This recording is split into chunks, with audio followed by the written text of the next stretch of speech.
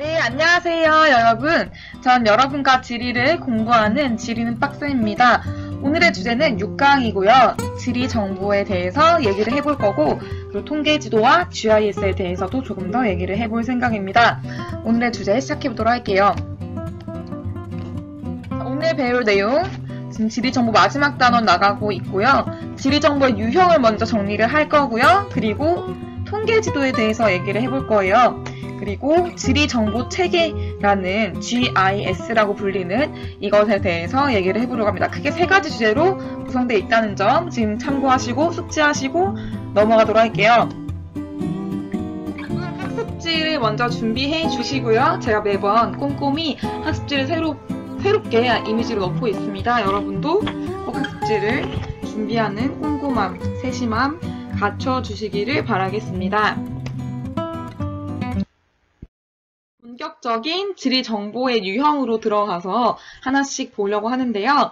지리 정보를 보기 전에 이 지리 정보의 유형들은 크게 세 가지로 나눠진다라는 거 꼭 기억을 하시고 따라와 주시면 되겠습니다. 첫 번째 지리 정보, 바로 공간 정보라고 할 수 있어요. 공간 정보는 어떤 장소나 현상의 위치 또는 형태에 대한 정보를 얘기합니다. 그래서 위치나 형태를 보는 것이고요. 조금 이제 이해가 어렵다 한다면 위치를 정리할 때 우리 수리적 위치, 지리적 위치, 관계적 위치 얘기했었죠. 그 중에서도 수리적 위치에 해당되는 것들. 그냥 단순히 그 지역이 어디에 위치하고 있는지, 경도상, 위도상으로 어디에 위치하는지, 그리고 형태는 어떤 형태인지, 제가 대전은 우리나라의 심장 같은 형태다라고 했었죠. 그래서 그런 것들을 이제 공간 정보라고 표현한다 라고 정리하시면 되겠고요. 두 번째 정보가 바로 속성 정보가 됩니다. 속성 정보는 어떤 장소나 현상의 인문적, 자연적 특성들을 나타내는 것이죠. 특성. 그래서 여기서 지금 포인트가 되는 단어, 특성이라는 단어 좀 기억해 주시면 되겠습니다. 그래서 어떤 그 지역의 특성을 나타내는 것이 속성 정보이다 라고 정리할 수 있겠고요. 그리고 관계 정보라는 것은 마지막 관계적 위치랑 좀 연관시켜 볼 수 있겠죠. 다른 장소나 지역과의 상호작용 및 관계를 나타내는 정보이다. 이렇게 정리를 할 수가 있습니다. 자, 그래서 보시면은 공간 정보는 점, 선, 면 이런 식으로 어떤 특정 지역의 딱 위치, 그리고 그 지역과 다른 B 지역과 A 지역과 B 지역 간의 거리, 선으로 표현되는 거, 그리고 그 지역이 차지하고 있는 면적 이렇게 볼 수 있겠고요. 다음 속성 정보는 그 지역의 특성이라고 했죠. 특성이니까 그 지역의 인구, 그리고 그 지역의 면적이 얼마만큼인지, 그리고 그 지역의 연평균 기온 같은 것들 볼 수 있겠고요. 다음 관계 정보는 그 지역과의 다른 지역과의 어떤 인접성, 네트워크를 보는 거죠. 그 다음 계층, 그래서 어떤 도시와 어떻게 묶여 있는가 이런 것들을 살펴본다 라고 정리를 하시면 되겠습니다. 자, 그렇다면은 지리 정보를 과연 어떻게 수집을 할 것인가에 대해서 또 조금 더 살펴볼 건데요. 지리 정보 수집 방법은 사실 여러 다양한 수집 방법들이 있습니다. 그런데 이제 전통적인 방법부터 먼저 보도록 할게요. 전통적인 방법은 이렇게 책을 통해서 내가 직접적으로 책을 읽으면서 그 지역의 지리 정보를 습득하는 방법이 있을 수 있겠고요. 또는 문헌, 논문 같은 걸 찾아볼 수 있겠죠. 그리고 또 지도. 보통 그 지역의 공간에 대한 정보를 제일 잘 나타내주는 것은 지도이기 때문에 지도를 보면서 그 지역의 지리 정보를 수집할 수가 있겠죠. 이런 것들은 사실상 전통적인 방법이라고 얘기를 할 수가 있어요. 그렇다면 최첨단, 최신의 방법은 어떤 것들이 있는가 다음 페이지에서 보도록 할게요. 자, 최근에는 사실 지리 정보를 수집하는 방법들이 굉장히 다양해졌습니다. 굉장히 지금 배경 화면이 멋진 화면으로 띄어져 있는데 제가 열심히 찾은 사진입니다. 보시면 지구가 있고요. 이 지구를 내려다보고 있는 인공위성이 지금 펼쳐져 있죠. 심지어는 여기 지금 우리나라가 있어요. 거의. 우리나라가 여기 위치하고 있고 이 우리나라를 내려다보고 있는 인공위성을 볼 수 있는데 이런 식으로 어떤 지역에 대한 지리 정보를 수집할 때 과거처럼 직접 가보거나 직접 방문한 사람들의 여행기, 책 이런 것들만 참고하는 것이 아니라 직접 저 위에서 인공위성에서 내려다보는 거죠, 그냥. 그래서 그 정보들을 우리가 직접 개인적으로도 취득할 수 있다. 그래서 굉장히 편리하게 지리 정보들을 습득할 수 있게 되는 변화가 일어나게 되었다라고 볼 수 있겠고요. 이런 것들을 우리가 원격 탐사라고 얘기를 합니다. 그래서 원격 탐사라는 것의 정의를 내려보자면 관측 대상과의 직접적인 접촉 없이 원거리에서 정보를 얻는 것을 의미한다라고 볼 수 있겠고, 특별히 항공기나 인공위성 같은 것들을 이용하는 것들이 바로 원격 탐사라고 얘기를 할 수가 있겠죠. 지리정보의 수집 방법들은 다양하게 있지만 제가 오늘은 구글어스로 보여주려고 합니다. 자, 보시면요. 구글어스에서는 우리가 인공위성에서 내려다보는 모습 그대로를 바로 검색해 볼 수 있고 찾아볼 수 있어요. 쭉 평양이라고 하는 제가 직접 갈 수 없는 곳을 검색을 해봤습니다. 직접 평양에 가서 지리정보를 획득하는 것은 불가능하죠, 여러분. 하지만 이렇게 구글어스와 같은 인공위성 기반의 정보 기반의 그런 지역들, 그 자료를 활용한다면 우리가 함께 평양을 가볼 수 있습니다. 심지어 여기 사람을 땡겨다 놓으면 스트리트뷰 전환이 되거든요. 평양은 안타깝지만 스트리트뷰는 제공하지 않고 그 지역의 파노라마 사진을 제공합니다.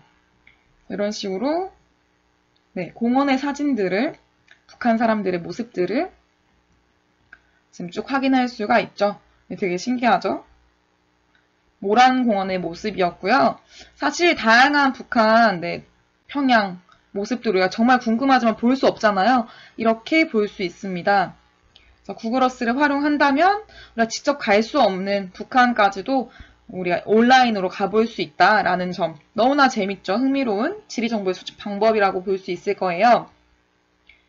네, 이렇게 쭉 이동을 해 보았고요.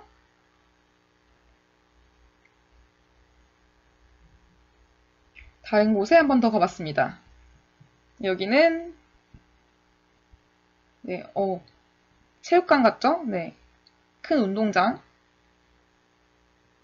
큰 경기를 할 만한 곳이고요. 김일성 경기장이라고 합니다. 그래서 이런 것들 저 정말 몰랐어요. 어디 있는지도 몰랐지만 구글어스를 통해서 우리가 직접 가볼 수 있다라는 장점들 볼 수 있겠고, 에펠탑, 여러분 우리 모두의 로망, 에펠탑 앞에서 이제 로맨틱한 상상을 하게 되는데, 에펠탑을 직접 가보기 쉽지 않죠. 하지만 이렇게 구글어스에서는 바로 들어가 볼 수 있다는 점 너무 멋있죠, 여러분.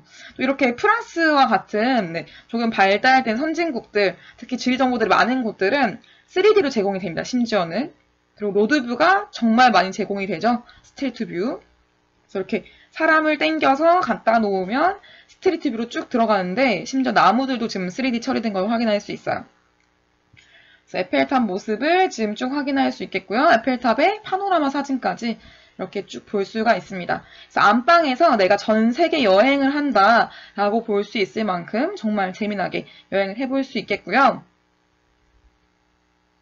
자, 우리가 직접 갈 수 없는 곳 중에 제가 남극을 검색해봤어요. 남극 우리 가기 너무 힘들잖아요. 그래서 남극을 검색해봤더니 또 역시나 마찬가지로 쭉 우리를 데려가 줍니다. 구글어스가.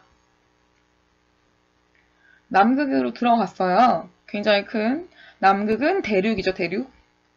큰 대륙에 지금 빙하가 잔뜩 덮여있는 모습들을 확인할 수 있겠고, 남극은 사실 스트리트 뷰가 없기 때문에, 길이 없기 때문에 도로가 없으니까 스트리트 뷰는 제공이 되지 않습니다. 하지만 이렇게 파란색 점 클릭하면은 그 지역의 파노라마 뷰라든지 로드 뷰를 볼 수가 있어요. 좀 한정된 지역에 한해서만 볼 수 있습니다. 제가 쭉 들어가 봤더니 남극으로 들어가요, 여러분.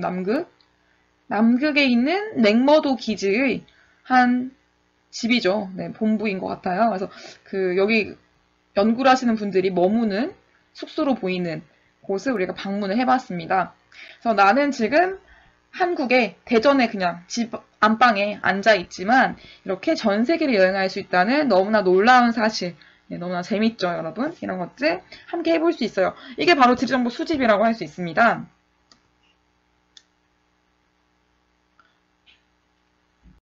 나중에 시간이 되시면 꼭 구글어스 들어가셔서 내가 원하는 곳, 내가 가고 싶은 곳을 많이 검색해 보시면 방금 제가 했던 것처럼 쭉 여러 지역들을 방문해 볼 수가 있어요. 그런데 그렇다면은 이렇게 수집한 정보들, 지리 정보들을 어떻게 우리가 처리를 할 것인지는 표현 방식으로 다뤄지게 됩니다. 표현.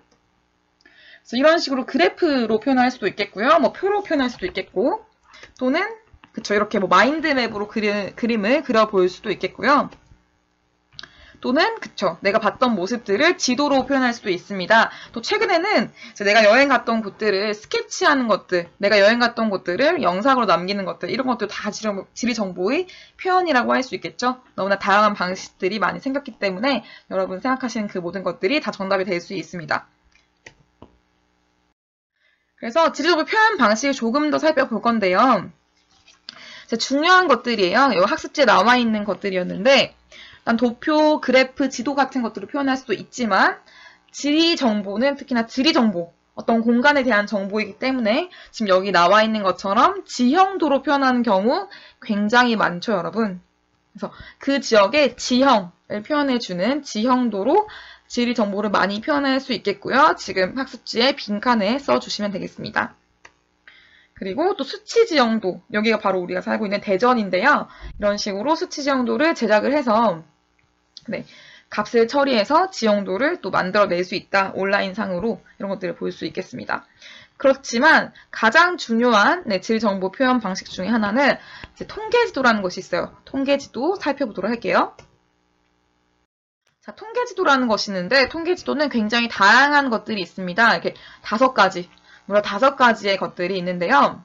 5가지 보시면은 전묘도라는 것이 있고요. 다음 두 번째 등치선도라는 것이 있고요. 그 다음에 단계 구분도라는 것, 그리고 도형 표현도, 그리고 유선도라고 해서 총 5가지의 통계지도를 볼 수 있겠고 오늘은 5가지 플러스 한 가지를 더 살펴볼 겁니다. 그래서 오늘 총 1, 2, 3, 4, 5, 6가지의 통계지도를 살펴볼 예정이고요. 제가 하나씩 상세하게 설명해 주도록 할게요.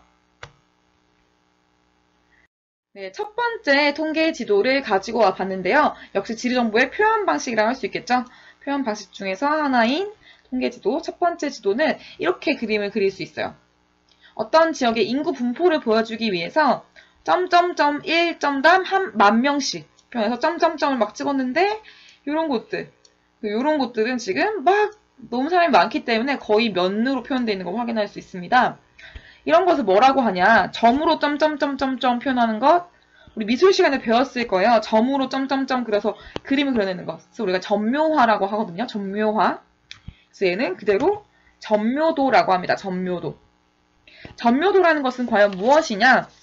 라고 한다면 자, 통계 값을 일정한 크기의 점으로 찍은 다음에 그것들을 분포를 표현하는 거예요. 그래서 가장 유리한 이 전묘도를 표현하기 가장 유리한 사상, 유리한 것은 무엇이냐고 한다면 바로 지금 나와 있는 것처럼 인구 분포가 되겠습니다. 그래서 분포라는 단어 꼭 기억해 주시면 좋겠어요. 여러분 분포를 표현하기에 가장 좋은 것이 전묘도이다 라고 정리할 수가 있습니다. 두 번째 통계지도 보도록 할게요. 두 번째 통계지도는 여러분 많이 봤을 거예요. 겨울 기온, 여름 기온을 표현할 때 이렇게 같은 기온의 값을 가진 지점들을 쭉 있는 거예요. 그래서 지금 제가 쭉 선을 그린 이 0도 선을 따라서는 다 몇 도라는 거예요. 지금 겨울 기온이 다 0도라는 거겠죠. 그래서 이런 식으로 같은 값을 가지는 곳을 이은 선으로 표현하는 지도. 바로 등치선도라고 얘기할 수 있겠고요. 같을 등자의 갑치자를 의미합니다. 같을 등, 그 다음에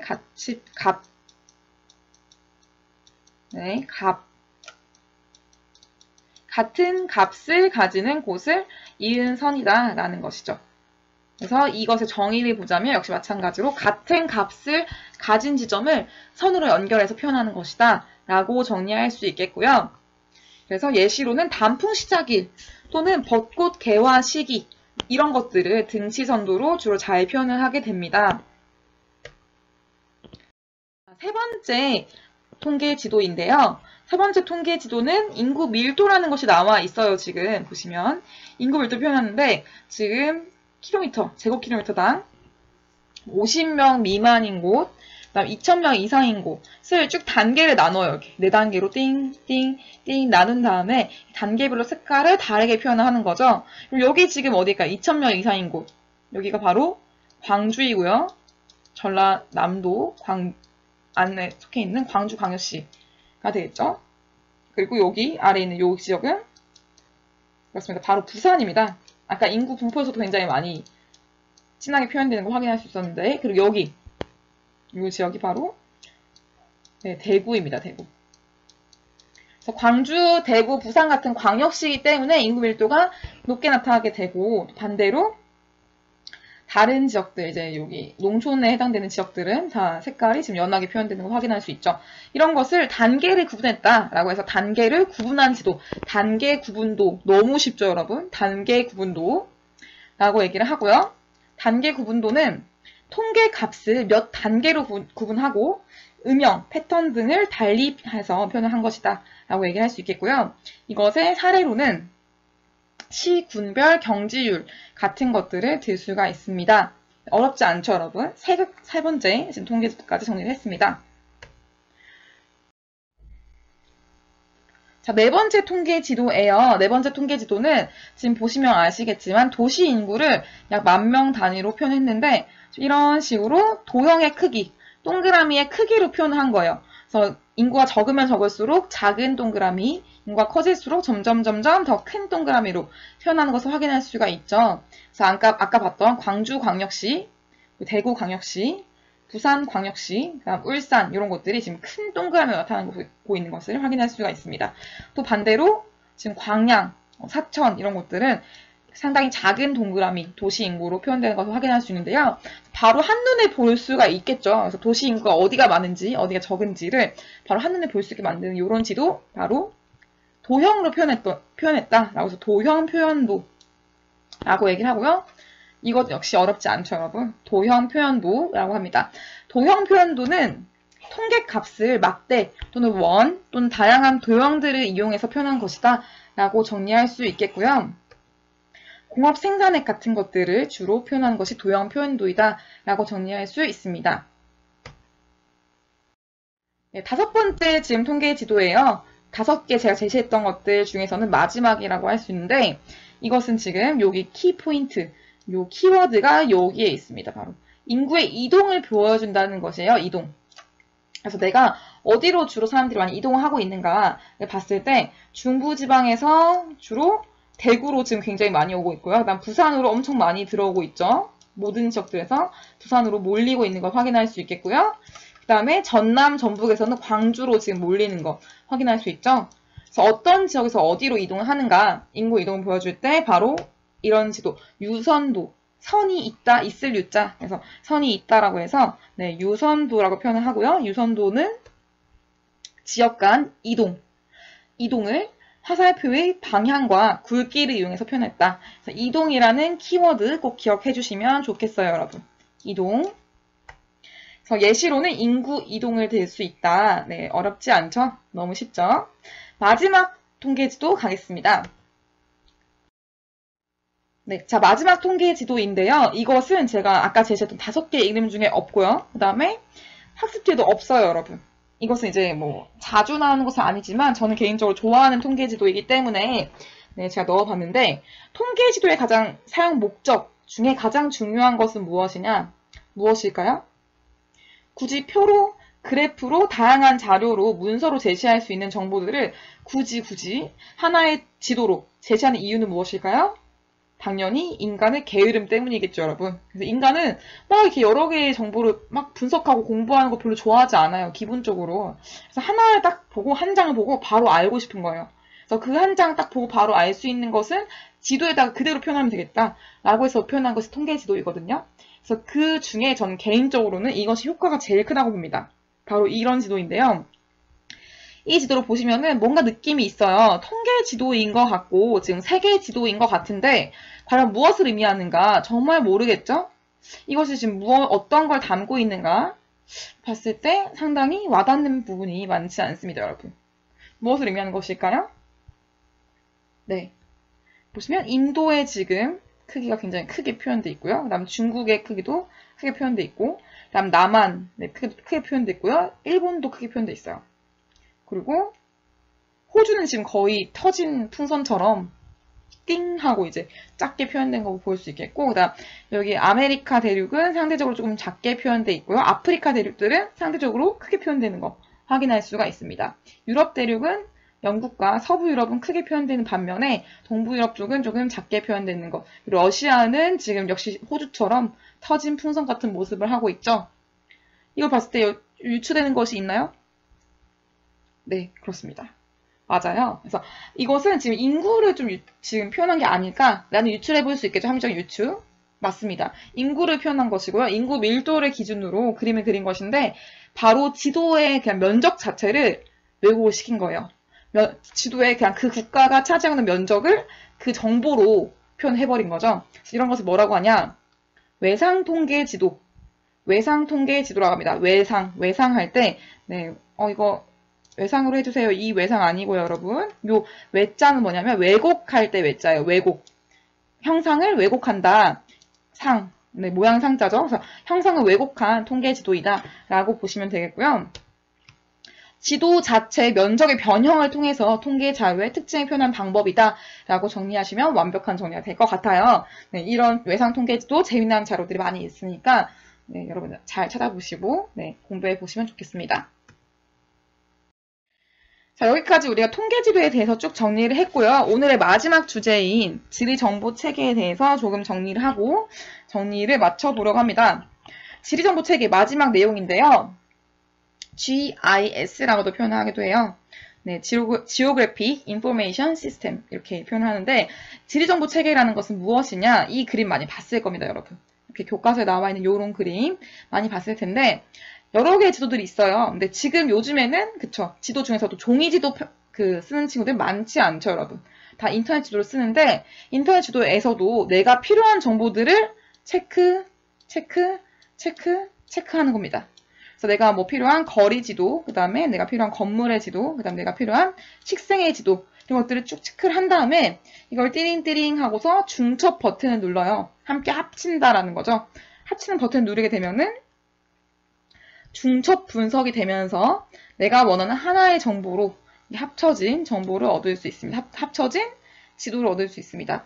이렇게 만들어내는 시스템, 체계를 지리정보체계라고 얘기를 하고요. GIS라고 표현하는데 이 GIS는 사실 지리에서 분파로 나온 어떤 세부, 하위 항목이긴 하지만 하위 그런 학문이긴 하지만 GIS 자체가 굉장히 광범위하고 공부할 게 정말 많아요, 여러분. 그래서 대학교에 가시면은 GIS만 따로 공부하는 학과가 있어요. GIS 학과 또는 이제 그 대학원에서 GIS 전공 교수님들, 전공인 뭐 석사, 박사생들이 있습니다. 그래서 이렇게 굉장히 큰 학문으로 지금 이루어져 있다라는 것을 볼 수 있겠고요.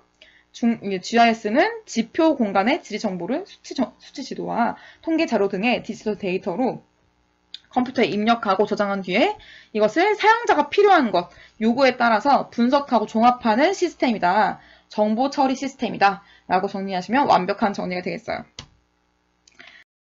자, 그래서 네, 이제 교재에 나와 있는 사진을 넣어봤고요. 우선 장점이 있습니다. 이 지리정보체계 GIS의 장점은 컴퓨터를 활용해서 다양한 형태와 크기로 지도화를 하는 것이기 때문에 내가 필요한 정보만 딱 쏙쏙 뽑아서 할 수 있겠고요. 그 다음 분석이 용이하다라는 장점. 분석을 한 결과 내가 직접 지금 어디를 가야 되는가 바로바로 결정을 할 수 있다라는 장점이 있을 거예요. 자, 조금 더 쉽게 설명을 해보도록 할게요. 조금 더 쉽게 설명하자면 제가 부산을 놀러 가려고 해요. 제가 부산을 친구들이랑 같이 놀러 가려고 하는데 부산을 여행을 가려고 하니까 어떤 정보들이 필요한 거예요, 여러분? 일단 대전에서 부산까지 가는 교통정보 필요하겠죠. 그래서 도로에 대한 정보들 내가 필요하다라고 체크를 했습니다. 그 다음 또 필요한 게 뭐가 있나요? 부산에 갔으면은 일단 내가 맛있는 맛집 정보 필요하겠죠. 내가 맛집 가야겠죠. 네, 제가 마우스로 지금 쓰다 보니까 굉장히 글씨가 좋지 않은데 맛집 정보도 필요하다 체크를 했어요. 그 다음에 또 가야 될 거. 부산에서 어디 사진 찍어야죠, 여러분. 갔으니까 네, 인증샷 찍어야죠. 그래서 인증샷 명소, 관광 명소들을 또 체크를 했습니다. 인증샷 찍기 위한 관광 명소 체크. 그 다음 또 뭘 하면 좋을까요? 그리고 내가 또 부산까지 갔는데 하루 만에 돌아오기 힘들다. 당일치기 좀 힘들다. 그러면 부산에서 가장 좋은 숙소는 어디 있는가? 내가 좀 갈만한, 가성비 좋고, 좀 바다도 좀 보이고, 좀 머물 수 있을 만한 주변에 놀 것도 많고, 한 숙소가 어디 있는가 체크를 하는 거죠. 그럼 체크를 한 다음에 이것들을 중첩을 합니다. 중첩을 하시면은 띠링띠링 이 버튼을 누르면은 띠링띠링 돌아가면서 이 네 가지 것들이 합쳐진 새로운 지도가 바로 뿅 나오게 되는 거죠. 그러면 이 지도 하나만 보면은 저는 부산의 여행을 한 큐에 정리를 할 수가 있겠죠. 이렇게 하는 것이 바로 지리정보체계, 지리정보 시스템 GIS라고 할 수 있습니다. 바로 Science of Where, 네, 어디에 대한 정보이다, 어디에 대한 과학이다 라고 얘기를 할 수 있겠죠. 장소에 대한 과학이라고 얘기할 수가 있습니다. 그렇다면 관련된 문제 하나만 풀어보고 오늘의 수업 마치도록 할게요. 스노프는 한쿡지리입니다. 네, 제가 또 이 이름 학습지에 넣었던 거지만 이렇게 넣어봤어요. 다시 하나씩 같이 풀어볼게요, 여러분. 네, 이거 기출문제였었고요. 18번 문제였는데 다음 조건을 고려해서 땡땡 시설의 입지 지점 선정한다. 이런 문제 자주 나오죠. 이런 문제는 여러분 주는 문제예요. 이런 문제는 너희 점수 받아가라. 이거 지금 2점짜리 문제인데 점수 너희 부족하지? 이거 점수 가져가 하고 주는 문제입니다. 이 문제를 못 풀고 이 문제를 점수를 놓치게 되면은 너무 안타깝게 되겠죠. 네, 너무너무 아쉽게 되는 거예요. 점수 무조건 가져와야 돼요. 어떻게 가져오는가 같이 연습해 보도록 할게요. 첫 번째, 조건 1을 고려합니다. 조건 1, 평가 항목별 점수는 표와 같으며 각 평가 항목 점수의 합이 가장 큰 곳에 입지한다 라고 되어 있고 지가에 대한 점수, 경사도에 대한 점수, 도로와의 거리에 대한 점수가 나와 있습니다. 그럼 이제 A, B, C, D, E를 각각 평가를 해볼 거예요. 네, A, B, C, D. 제가 조금 힘들지만 같이 써볼게요. A, B, C, D 이렇게 써보면은 A부터 먼저 보시면은 A의 지가 정보 볼게요. A는 지금 여기 있죠. A는 50에서 75 사이의 지가예요. 그러면 얘는 2점이 되겠죠. 2점 받았고요. 다음 B 같은 경우는 여기에 위치하고 있습니다. 네, 도로 사이에 여기. 이 지점은 75 이상 지가 너무 비싼 곳이에요. 지가 비싸니까 1점밖에 못 주겠네요. 안타깝지만. 다음 C 같은 경우는 여기 있죠. C는 50 미만의 지가를 자랑하고 있습니다. 50 미만이니까 이것은 3점. 점수 많이 받았어요. 그 다음 D 갈게요. D는 여기에 위치하고 있으니까 50에서 75, 2점 갑니다. 그다음 E 같은 경우에는 어때요? E도 역시 마찬가지로 50 미만이기 때문에 50 미만 점수 3점. 네, C와 마찬가지로 고득점 점수를 받아갑니다. 그럼 두 번째 갈게요. 경사도 갑니다. 경사도 A 같은 경우는 어때요? A는 경사도가 1에서 3 사이이기 때문에 1에서 3 사이는 점수 2점이니까 2점 받아가고요. B 같은 경우에도 여기 위치하고 있으니까 B도 1에서 3 사이 2점. 다음 C 같은 경우는 어떤가요? C는 여기 위치하고 있는데 3 이상이에요. 경사도가. 경사도 너무 경사 급하네요. 점수 1점밖에 못 주겠네요. 다음 D 같은 경우에는 어때요? 여기인데 역시 3 이상이니까 경사도 너무 심해서 점수 1점밖에 못 줍니다. E 같은 경우는 어떤가? E도 역시나 마찬가지로 점수 3 이상이기 때문에 점수 1점 줬어요. 그 다음 세 번째 도로와의 거리 점수 줄게요. 도로와 거리. 도로는 여기 위치하고 있죠. 도로 요 지금 십자 도로를 따라서 한 칸 안에 있어야지만 점수가 제일 높습니다. 그래서 지금 100m 미만인 곳 A는 일단 100m 미만이니까 점수 3점 주고요. 다음 B 같은 경우에도 지금 100m 미만이죠. 그래서 3점 주고요. 그 다음 C 같은 경우에는 역시 마찬가지로 3점 100m 미만. 왜냐면 지금 한 칸이 지금 100m니까 맞죠? 그다음 D 같은 경우에는 한 칸, 두 칸 떨어져 있어요, 여러분. 안타깝지만. 그래서 100m 이상이고 200m 안쪽에 들어가 있다. 여기서 얘는 2점을 받아가겠네요. 그리고 E 같은 경우에는 지금 한 칸, 두 칸, 세 칸에 지금 위치하고 있으니까 200m 이상이니까 1점밖에 못 받아갑니다. 그럼 자, 다 계산을 해볼게요. 자, A, B, C, D를 계산하면은 A는 어때요? 2 더하기 2 더하기 3, 그러니까 7점. B는 1 더하기 2 더하기 3이니까 6점. C는 3, 1, 3이니까 역시 7점. D는 2, 1, 2니까 5점밖에 안 되고요. E는 3, 1, 1 이게 역시 또 5점밖에 되지 않습니다. 그런데 여기서 잠깐 또 어려워져요. 문제가 좀 어려운 이유는 A도 역시 7점이고요. 그다음 C도 7점이에요, 여러분. 그럼 지금 동점인 경우에 어떻게 되냐? 동점인 경우에는 반드시 조건 2가 있습니다. 동점이 나왔다. 당황하지 않고 조건 2를 가시면 돼요. 조건 2를 보시면은 평가 항목 점수의 합이 동일한 경우에 지금 같은 경우죠.